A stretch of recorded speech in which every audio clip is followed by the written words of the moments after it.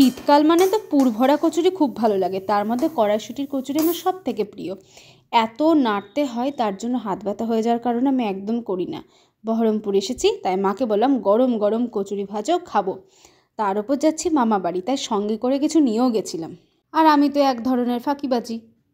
এবার করে খাওয়াচ্ছি, পরের বার তুমি করে খাওয়াবা, হবে? সুন্দর সুন্দর ফুলকো ফুলকো করে খাওয়াতে হবে। দেখলাম নৌকাঘাটে নৌকাটা দাঁড়িয়েই আছে, তাই তড়িঘড়ি করে ধরলাম। এবার স্বর্ণময়ী থেকে আমার রাধারঘাট আসতে টোটো ভাড়া নাকি বলছে 40 থেকে 50 টাকা। তাই আমি ওনাদেরকে বললাম, নয় আমি বহরমপুরে থাকি না, বা আপনারা হয়তো থাকেন না। যাকে চললাম 3 days 2 nights জন্য একদম সোজা প্ল্যানিং নিয়ে মামাবাড়ি। মামাবাড়িতে গিয়ে নেহা বানিয়েছিল গরম গরম পকোড়া, আর একদিকে হচ্ছে চিকেন বিরিয়ানি। ফার্স্টে আমরা পকোড়া খেয়েছিলাম, তারপরে আমরা বিরিয়ানি খেয়েছিলাম। এরপর কি করলাম জানতে, চ্যানেলটা সাবস্ক্রাইব করো। টাটা।